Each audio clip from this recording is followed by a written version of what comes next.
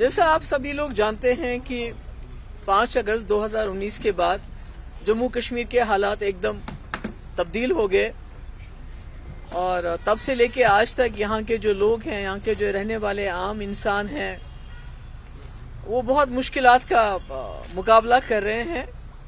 और यही सोच के 2019 5 अगस्त से पहले ही हमने एक कोशिश की थी कि जम्मू कश्मीर के हालात को देखते हुए हम एक यकजहती का जो मुजाहरा करें, जिसमें आपको याद होगा 4 अगस्त को मैं कई जो हमारे लीडर हैं उनके घरों में चली गई, चाहे वो सजाद गनी लोन साहब थे, चाहे शाह फैसल थे उस वक्त, और ख़ासकर फारूक साहब के यहाँ।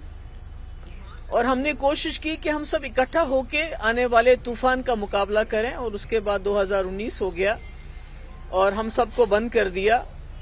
और उस वक्त जब फारूक साहब और उमर साहब भी रिलीज हो गए तो उन्होंने भी उस वक्त यही कहा कि हम मिलजुल के चलेंगे। और उन्होंने ये कहा कि जब तक महबूबा मुफ्ती बाहर नहीं आती है तब तक हम आपको कुछ बता नहीं सकते कि हमारी क्या स्ट्रेटजी होगी हालात का मुकाबला करने के लिए।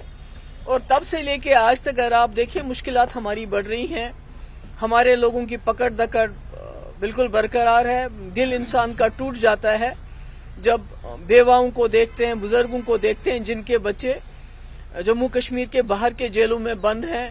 वकील उनकी वकालत करने के लिए तैयार नहीं, उनके पास पैसा नहीं है। कई लोग बहुत बड़ी बीमारियों का शिकार हो गए, कोई उनकी दाद रसाई नहीं सुनने के लिए तैयार, कोई उनकी बात नहीं करता है।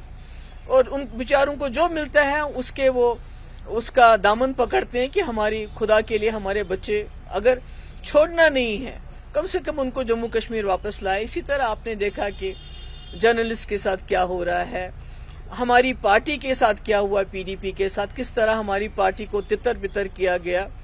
तो ये सब सोचते हुए देखते हुए हमने एक रेजिस्टेंस का एक पीएजीडी पार्टी बनाई थी, हमने मिलजुल के।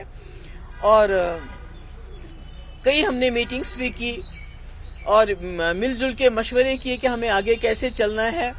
और नई दिल्ली की कोशिश रही पहले दिन से कि पीएजीडी को कैसे तोड़ा जाए, क्योंकि एक रेजिस्टेंस का चेहरा बन गई पीएजीडी। और खासकर जम्मू कश्मीर के लोग जो बहुत बेदिल हो गए हैं, जिनको कोई उम्मीद नजर नहीं आ रही थी, उनको पीएजीडी में एक उम्मीद नजर आई।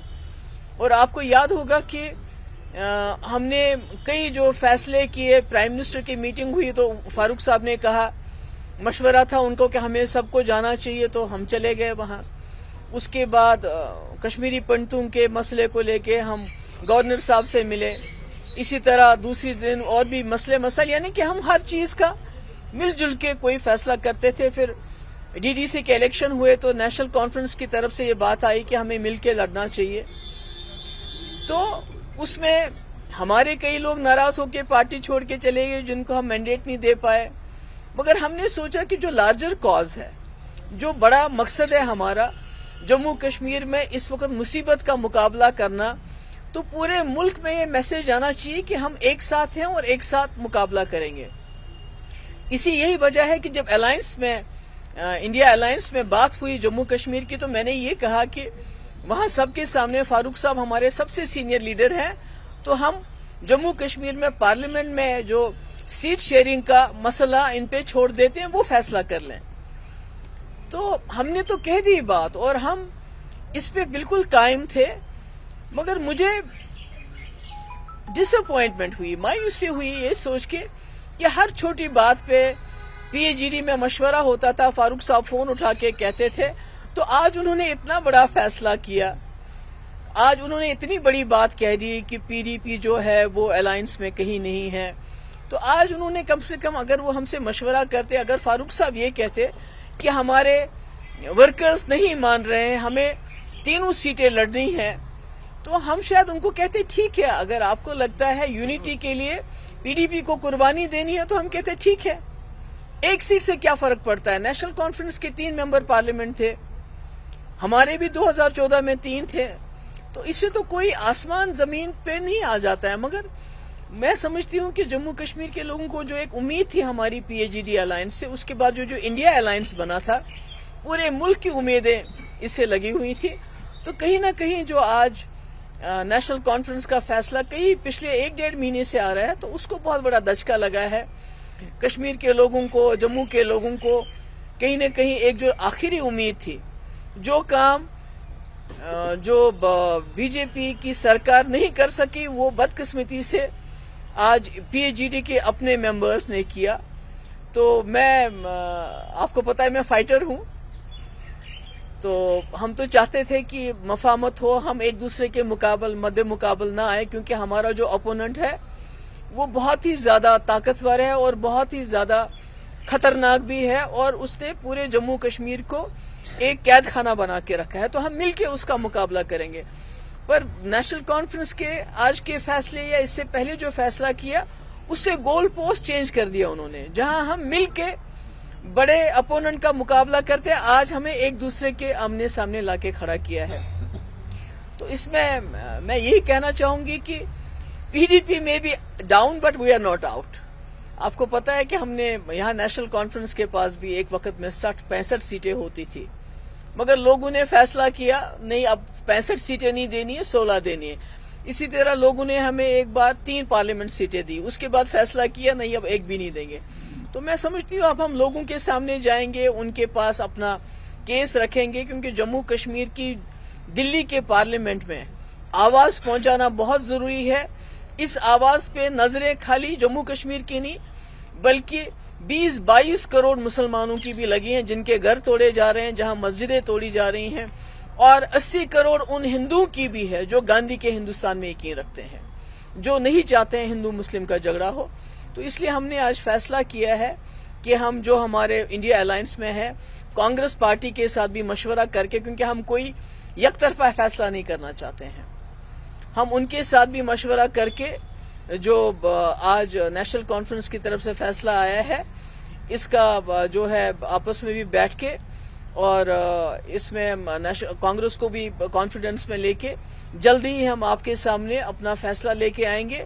اور مطلب تکلیف تو ہوتی ہے، جس چیز کو آپ نے 5 سال تک سنبھال کے رکھا، سنجو کے رکھا، کہ ایک یونٹی دکھائی، آج اس یونٹی کو تتر بتر ہوتے ہوئے بہت تکلیف ہوتی ہے، بہت افسوس ہوتا ہے. کیونکہ ہمیں تو وہ جو قیدی میں ہمارے نوجوان ہیں ان کے لیے لڑنا چاہیے، ہمارے بچوں کے پاسپورٹ بند ہوتے ہیں اس کے لیے لڑنا چاہیے، ہمارے نوجوانوں کے پیپرز لیک ہوتے ہیں، ان کے ساتھ نوکریاں نہیں ملتی، اس کے لیے لڑنا چاہیے تھا. جموں کشمیر کے تشخص کے لیے ہمیں مل کے لڑنا چاہیے تھا.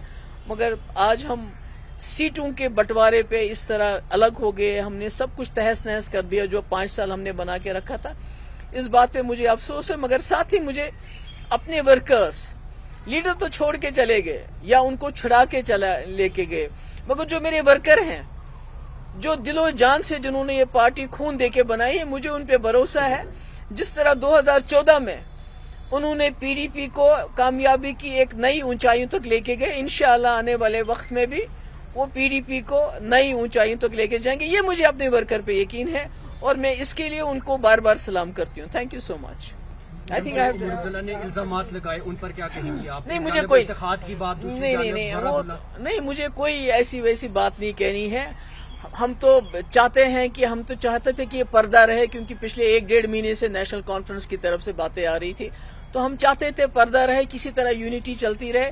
میرے خیال میں ہمارے لیے عمر صاحب نے کیا کہا وہ مدعا نہیں ہے، ہمارے لیے سامنے بڑے مدعے ہیں، جو ہمارے نوجوان جیلوں میں پڑے ہوئے ہیں، جو جرنلسٹ کو ایک دن بیل مل جاتی ہے، جیسے یہ سجاد گل ہے، سلطان گل ہے، تو اس کو پھر دوبارہ بند کر دیا. تو ہمارے لیے یہ مدعے ہیں، نوجوانوں کے مدعے ہیں، ہمارے تشخص کے مدعے ہیں. میرے خیال میں ہمیں اس کے لیے لڑنے کی ضرورت ہے. آپس میں عمر صاحب نے کیا کہا، اب ہم کیا کہیں گے، مجھے لگتا ہے وہ کوئی بات نہیں ہے. عمر صاحب نے اسی پریس کانفرنس کا حوالہ دیتے ہوئے انہوں نے کہا کہ 6 سیٹ پہ شاید سمجھوتا ہونا پاسبل نہیں تھا، اس سے آنے والے اسمبلی الیکشنز میں ہم الائنس کے لیے تیار ہیں. تو اس میں نہیں، میں اس کے پہ جانا نہیں چاہتا. میرے لیے پارلیمنٹ میں الائنس ہونا بڑی بات نہیں ہے، میرے لیے یونٹی، اتحاد ہونا زیادہ ضروری تھا. جیسے میں نے پہلے کہا، اگر فاروق صاحب نے ایک میٹنگ لے کے بلایا ہوتا، ہم سے مشورہ کیا ہوتا کہ بھئی ہم تینوں کی تینیں سیٹیں لڑنا چاہتے ہیں، ہمارے ورکر نہیں مان رہے ہیں، تو شاید ہم 1 سیٹ کی کیا 2 سیٹ، ہم بھی 3 سیٹ کی قربانی دے سکتے تھے. کوئی بڑی بات نہیں تھی، کیونکہ مجھے لگتا ہے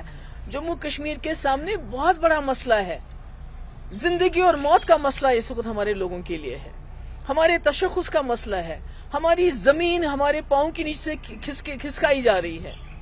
बात नहीं कर सकते आप, मुंह नहीं खोल सकते आप। तो ये तो मेरे ख्याल में हमारे सामने तो बहुत बड़े मसले थे। ये तो पार्लियामेंट की 3 सीटों का मसला हमारे लिए नहीं था। पर ये दुख जरूर होता है कि अगर मैंने कहा था अलायंस में, इंडिया अलायंस में, कि फारूक साहब हमारा फैसला करेंगे, तो फैसला करने से पहले एक बार मुझे बुला लेते, मुझसे कह देते, मुझसे बात करते कि हम ऐसे करने वाले हैं, तो शायद ये दुख भी नहीं होता हमें। महबूबा जी, क्या हम समझे ये जो इंडिया अलायंस में सीट लेकर खत्म हुआ, इसकी वजह से PAGD अब खत्म हो गई? नहीं, वो तो आपने, उमर साहब ने खुद कहा कि अलायंस में है ही नहीं, तो वो तो मैंने तो कुछ नहीं। मैं तो चाहती थी कि हम PAGD बिल्कुल बरकरार रहे, आगे चलती रहे, पर उन्होंने तो खुद कहा, उन्होंने जो सीटों का कहा वो तो कहा, पर उन्होंने कहा कि ये तो अलायंस में है ही नहीं। PDP सिचुएशन की वजह से अलायंस से बाहर हो गई है। तो आप खुद ही समझ सकते हैं कि PAGD को तोड़ने का काम, PAGD को खत्म करने का काम, लोगों की आखिरी उम्मीद को खत्म करने का काम कहाँ से हुआ। हमने तो नहीं किया, हम तो नहीं चाहते हैं। क्या ये उम्मीद की जा सकती है कि अब PDP सभी सीटों पे उम्मीदवार खड़ा करेगी? आपस मैंने कहा हम जो कांग्रेस है उनसे मशवरा करेंगे, क्योंकि इंडिया अलायंस में तो हम है, PAGD अलायंस तो तितर बितर कर दी उन्होंने, पर इंडिया अलायंस में तो है हम। उनके साथ बात करके देखेंगे कि हम आगे क्या। क्या PDP की स्ट्रेटजी साउथ कश्मीर को लेकर अब चेंज होगी? पहले अलायंस की बात होती थी, लेकिन कहीं ना कहीं आपका नाम भी आ रहा है साउथ कश्मीर अनंतनाग सीट के लेकर। नहीं, अभी तो मैंने कहा ना, मिल बैठ के आपस में मशवरा करेंगे कि how to go about it, क्या करेंगे क्या नहीं करेंगे। वो अभी हम कोई, इस वक्त मैं इन सारे सवालों का आपका जवाब नहीं दे सकती। उमर साहब ने कहा कि PDP जो थी तीसरे नंबर पे थी, इसलिए वहाँ अलायंस की तो बात ही नहीं आई। नहीं, मैं तो नहीं जाऊंगी। 2014 में तो फारूक साहब हार गए, तो इसका मतलब है फिर वो इलेक्शन ही नहीं लड़ेंगे। उमर साहब गांधरबल से हार गए, 2014 में सुनवार से हार गए, तो इसका मतलब हार जीत तो चलती रहती है। अगर कोई हारे तो इसका मतलब वो दोबारा वहां से इलेक्शन ही नहीं लड़े। ये तो मुझे लगता है ये तो ज्यादती है। आप मानती हैं आपसी मतभेद के चलते इंडिया अलायंस से और कमजोर होगा? देखिए, हमने एक डेमोक्रेटिक अलायंस बनाई थी जम्मू कश्मीर में PAGD की शक्ल में। यहाँ तो बहुत रेजिस्टेंस बनी है, बहुत सारे रेजिस्टेंस करते थे, मगर वो with in constitution, with in democratic process नहीं बनते थे। ये एक यूनिक अलायंस था। तो इसको जिस तरह से लफ्जों की मार से इसको तितर बितर कर दिया, वो बहुत ही मेरे ख्याल में वो that was very disappointing. But जहाँ तक इंडिया अलायंस की बात है, मैं समझती हूँ कि आज पूरे मुल्क के सामने एक बहुत बड़ा चैलेंज है। जम्मू कश्मीर तो लेबॉर्ट्री है, जो मुल्क में हो रहा है उसकी लेबॉर्ट्री जम्मू कश्मीर में है। तो हमें तो यहाँ इकट्ठा होना चाहिए था। जब हम यहाँ तितर बितर हो गए तो उसका नेचुरली एक तो हो जाता है वो। मैम, 4 अगस्त 2019 के बाद उम्मीदें जुड़ी थी PAGD के साथ, आपको नहीं लगता फिर से आज? अब क्या करूं मैं, मैंने तो कोशिश की, हमने तो बहुत कोशिश की मेरे भाई, मैंने तो फारूक साहब को ही बोला कि ये हमारे सबसे बड़े लीडर हैं, इनको फैसला करने दीजिए, ये फैसला जो करेंगे हमें कबूल होगा। मगर उन्होंने इतना नहीं सोचा कि मुझे बुला के मुझे बताएं। एक यकतरफा ऐलान कर दिया कि हम 3 की 3 सीटें लड़े। कम से कम बुलाते, कहते कि हमारा वर्कर नहीं मान रहा है, हमारे एक्स लेजिस्लेटर नहीं मान रहा, या कोई और परेशानी है, तो कम से कम PAGD तो नहीं टूटती ना। जिस तरह PAGD को इन्होंने आज मजाक बना दिया, वो नहीं होता। Anyway, it's very very sad. आपको क्या लगता है लोगों के आपको ऊपर फिर से कैसे भरोसा बनेगा? आज फिर से लोगों के साथ खिलवाड़ हो गया PAGD को। नहीं, देखिए ना, हमने तो नहीं किया, आप जानते हैं, हमने तो नहीं किया, हमने तो कोई खिलवाड़ नहीं किया। हम तो चाहते हैं, हम तो अभी भी चाहते थे कि भाई अलायंस के लोगों का, क्योंकि लोगों की आखिरी उम्मीद है, जैसा आपने कहा, कि PAGD इकट्ठे रहे। जहां महबूबा मुफ्ती, उमर अब्दुल्ला, फारूक साहब, तारिक आमिर साहब इकट्ठे खड़े होते थे कांग्रेस के साथ, तो एक बात बनती थी। तो अब अनफॉर्चुनेट हो गया, तो क्या कर सकते हैं। Thank you so much.